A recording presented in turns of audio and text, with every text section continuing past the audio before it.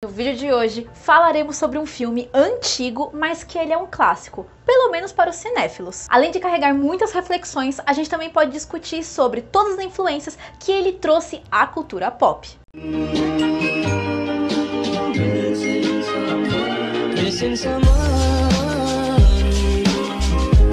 Olá, eu sou a Bianca Max, aqui do Vídeo Insônia, e aqui no meu canal eu gosto de falar sobre filmes e às vezes sobre jogos bem peculiares. Eu gosto de falar sobre puzzle de cor, narrativa, enquadramento e tudo mais. E se você gostou, já deixa o gostei aqui embaixo, se inscreva e ative o sininho para as notificações, porque isso ajuda muito no crescimento do canal. A Bela da Tarde é um longa francês de romance e erótico lançado em 1967, em que foi dirigido e escrito pelo Luis Buñuel, responsável também por Um Cão Andaluz de 1929 e O Discreto Charme da Burguesia de 1972. Gente, eu sei que o diretor é espanhol, só que aí eu leio o nome dele e aí eu lembro que o filme de hoje é francês, aí eu leio tudo em francês, com sotaque em francês, a gente é uma bosta. Vai ser Luis Buñuel por causa que eu não sei falar em espanhol, eu não sei sotaque em espanhol, então assim, eu não vou fingir alguma coisa que eu não sei, né? Diferente do francês que eu sei, então é muito mais fácil pra mim. Já aviso de antemão, tirem os conservadores e todos os velhos da sala, porque o filme de hoje, ele é polêmico, ele cabe muitas discussões e a gente não precisa da opinião desse povo pra falar sobre o filme de hoje. A nossa história de hoje começa de forma simples com um passeio de carruagem, em que vemos a Séverine Cerisy, interpretada pela Catherine Deneuve, acompanhada do seu marido, o Dr. Pierre Cerisy, interpretado pelo Jean Sorel. Enquanto temos uma jovem e bela dona de casa burguesa, assim gente, dona de casa entre muitas aspas, porque ela não tem uma rotina,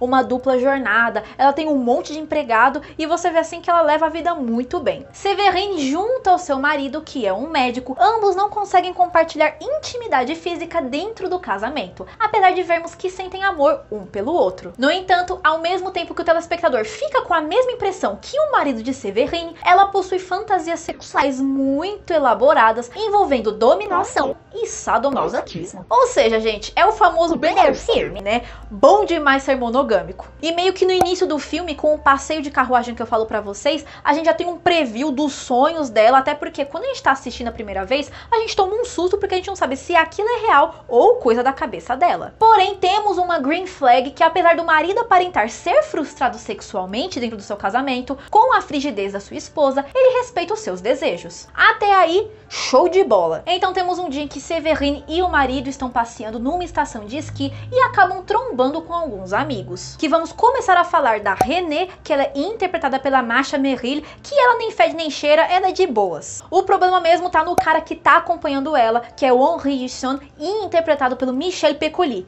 Ele sim é um arrombado. O telespectador já percebe que a Séverine já não curte a forma como ele olha pra ela, mas deixa de lado. Daí, quando ela retorna a Paris, além de receber rosas do nada do Henri, ela ainda tem o desprazer de cruzar com ele no clube de tênis. Eles começam a conversar e falar sobre uma casa de prazer, em que ele até passa o endereço, sem contar que ele deixa claro que faria de tudo pra passar uma horinha com a Séverine, que só fica com mais asco do homem. Obviamente esse papo acaba aguçando a curiosidade da Séverine, que acaba indo pessoalmente na casa de prazer e conhecendo a Madame Anaïs, interpretada pela Geneviève Page. Papo vai e papo vem, ela conta que gostaria de trabalhar ali como quem não quer nada, até porque ela não se interessa pelo dinheiro, mas pela experiência. Nesse momento, Madame Anaïs procura por um nome para dar a Séverine, que resulta em Belle de Jour, que seria a Bela da Tarde, já que ela manterá uma vida dupla sem o marido saber, trabalhando apenas no turno da tarde, começando às 2 horas. Baseado em um romance de mesmo nome, lançado em 1928 e escrito pelo Joseph Cassel, Bela da Tarde recebe esse nome por causa que é uma brincadeira com o termo Belle de Nuit, que faz referência às prostitutas francesas. No entanto, o título pode ser interpretado também como uma referência a uma flor que para os franceses é Belle de Jour e para nós brasileiros é o tal da Glória da Manhã. Essa flor só floresce no período diurno, assim como a nossa protagonista, que aparece em horários semelhantes no apartamento da Madame Anaïs. E já vou iniciar falando aqui que a Bela da Tarde é muito mais do que um filme de putaria. Opa, filme erótico. Ele explora outros quesitos dentro da mente humana, em particular da mulher. Apesar de estarmos falando sobre uma das profissões mais antigas do mundo, a gente sabe que muita mulher acaba entrando nesse ramo por conta do capitalismo, da falta de oportunidade dentro do mercado de trabalho, seja ela cis ou trans. Mas é claro que existem exceções em que há mulheres que realmente gostam do ramo, exatamente por ser um dos métodos de combater até a sua ninfomania. Já no caso de hoje, apesar da gente ver que a Séverine, ela mantém aquele pensamento frígido e conservador, a gente também tem acesso aos seus muitos sonhos eróticos. Daí nos questionamos se ela é frígida pela bolha social em que ela vive, em que mais a julgariam do que a entenderiam, ou por um dos flashbacks que é apresentado ao telespectador, em que vemos um homem tocá-la de forma inadequada quando ainda ela era criança. Mas também não devemos esquecer do momento em que ela lembra de quando fazia catequese, ela chegou a recusar a comungar, dando a entender que ela tinha consciência da sua mente, dos seus pecados e não se sentia digna de receber a hóstia. É muito problemático a gente pensar nessa cena. Por mais que ela tenha sido abusada durante a infância, a gente sabe que a culpa não é dela, mas por conta do conservadorismo em sua mente, volta aquela lenda popular que a culpa sempre é da mulher. A Bela da Tarde possui um ponto em particular que me fez gostar muito do filme. Claro que teve o lance do erótico, que eu já achei muito bom, mas a parte do Buñuel é melhor ainda, pois sabemos que ele é um diretor que gosta da linguagem surrealista em suas produções. Logo, no filme de hoje, nos questionamos quais partes são reais, quais são sonhos, e acabamos explorando muito do íntimo da personagem. Mesmo que ela aparente ser frígida, esse sonhar acordar da protagonista é muito curioso, pois ela não tem medo de apenas sonhar o que não tem coragem de fazer na vida real, mas também fantasia até com os personagens mais asquerosos, como Henri, que dá em cima dela. Então, vemos que apesar de parecer que ela tá com nojo, no fundo, lá no fundo, é apenas um desejo contido. E apesar das aventuras que ela acaba se enfiando na vida de prostituição, vemos que quando seu marido fica doente e paraplégico, por ser o seu porto seguro, por poder providenciar a vida boa de burguesa, ela se priva e volta à realidade. Então nesse momento a gente vê que a personagem, ela se torna do nada uma dona de casa exemplar, que tá muito ocupada, seja costurando, se preocupando se o marido come, bebe, se ele vai se recuperar corretamente do acidente e tudo mais. E por isso, nesse mesmo momento, o telespectador até tem a ilusão de que a sua mente doentia e sexual está curada. Mas no primeiro instante que seu marido apresenta uma melhora, ela corre à janela, começa a observar o que está lá fora e vemos que ela volta ao loop de sonhar acordado. Existe até um quê ali que naquele momento que acontece isso, eu fico me questionando se o fato do marido dela levantar já não é uma coisa da cabeça dela e ele realmente nunca ou não se recuperou. Só que como uma forma dela saber lidar psicologicamente com aquela situação merda, ela acaba fantasiando novamente. Ou seja, por mais que a personagem tenha tido a experiência empírica e o suposto trauma de infância, a sua mente ainda continua no vai e vem, no vício do desejo, do sexo, da manipulação e do poder. E esse último ponto sobre poder é mais forte ainda porque a gente sente isso durante o dia a dia dela, já que ela é muito desejada pelos seus clientes. Justamente pelo horário específico que ela atende, pela sua classe social, a gente vê que ela destoa muito das outras prostitutas no local. E eu gosto muito dessa dualidade dentro do filme, de que em um momento ela tá usando muitas roupas de grife, que em qualquer momento, inclusive, fica deixando bem claro que todos eles foram feitos pelo estilista Yves Saint Laurent. E essas peças de roupas, junto à sua vida toda certinha, de mulher de casa e burguesa, contrasta muito com a perversidade do sexo e do BDSM, que é sujo, degradado, luxurioso, carnal e profano. Não é por nada não, viu gente? Mas nesse momento aqui eu fui muito cinéfila fazendo essa crítica. Na moral, de verdade. Até porque eu falei bonito. Me desculpem, mas eu julgo muito forte aquela pessoa que não suporta um filme que traz o gênero erótico ou até o BDSM na narrativa. Eu acho que também vocês já meio que perceberam, né, que esse é meu lance, assim, se tem isso no filme eu trago pro canal sem pensar duas vezes. E é o que eu sempre falo, vocês precisam rever os seus conceitos, porque provavelmente, se você não é frustrado sexualmente, você vem de uma bolha social ou bolha familiar super religiosa. Então, me poupe. Infelizmente, não é porque o filme ele veio do berço da putaria, que isso é um assunto muito interessante pra gente falar mais pra frente no vídeo, que ele não tomou censura lá dentro da França ou em outros países. Sabemos que existem cenas chocantes como a simulação de estupro coletivo, e o Buñuel queria deixar o telespectador mais em choque quando pediu para ajustar as vestimentas da Séverine com velcro, pois criaria um som mais violento quando suas roupas fossem arrancadas.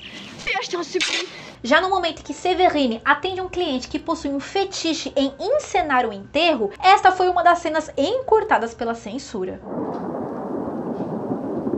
E eu nem preciso dizer pra vocês que por conta dessas cenas e por conta do gênero erótico, é claro que esse filme ele foi classificado como mais de 18 em muitos países da Europa. Mas agora a gente vai falar sobre uma parte muito interessante que, apesar de ser apresentado ao telespectador de forma muito simples no enquadramento, foi algo que me deixou muito encantada. E como eu já percebi que vocês não curtem muito musical, eu vou evitar de falar sobre esse filme, só sobre ele, aqui no canal, então eu resolvi referenciar ele trazendo o filme de hoje. E digo tudo isso porque existe o filme chamado Les Bien-Aimés, ou As Bens-Amadas, de 2011. E apesar de ser um dos meus musicais favoritos, por que eu tô citando ele aqui no filme de hoje? Simplesmente porque a protagonista desse filme, ela é literalmente uma filha de uma puta. E daí ela meio que começa a contar a sua vida, de como que ela surgiu, quem foi sua mãe na década de 60 lá na França. Só que a sua mãe é nada mais, nada menos do que, de novo, a Catherine Deneuve, interpretando uma prostituta. Mas esse não é o único ponto que eu diria que é um filme homenagem à filmografia da Deneuve. E digo isso porque tanto no filme de hoje, como nessa referência que eu tô falando pra vocês, existem 3 pontos que são repetidos: prostitutas, França e sapatos. A França é um país com um grande histórico de prostituição, e após os bordéis serem fechados por lei em 1946, as profissionais do sexo começaram a ser perseguidas pela polícia até o momento em que realizaram um protesto em Lyon em 1976. E é claro que muita coisa aconteceu de lá para 2016, porque teve um fatídico dia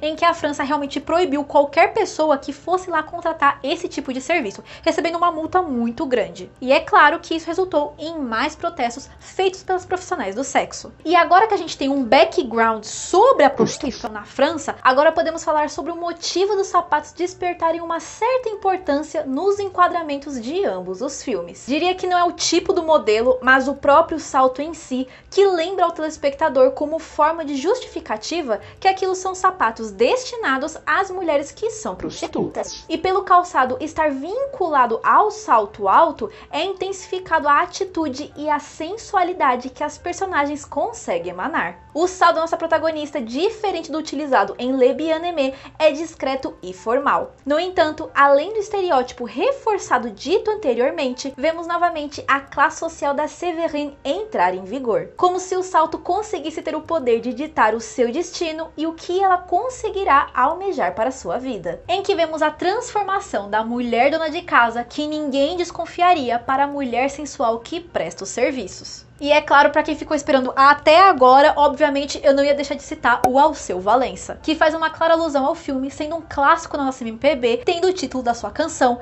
idêntico ao filme. Azul era bela e Ju era bela da tarde.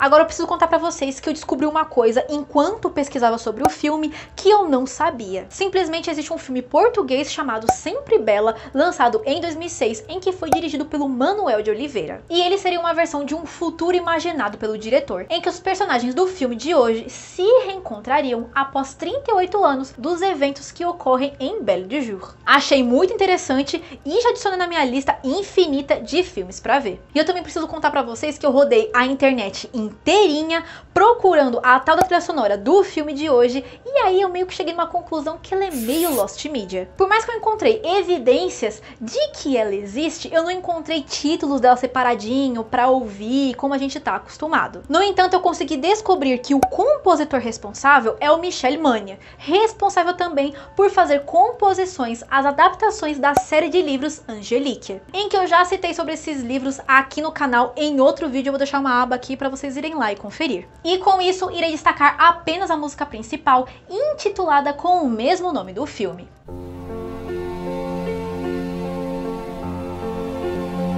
E por conta da falta de trilha sonora do filme de hoje, eu vou acabar destacando o trabalho do Steve Wilson, que ele é cantor e compositor britânico, que ele fez um álbum chamado Grace for Drowning, de 2011. Ele compôs uma peça instrumental totalmente inspirada nas sequências de sonhos que são apresentados no filme ao telespectador.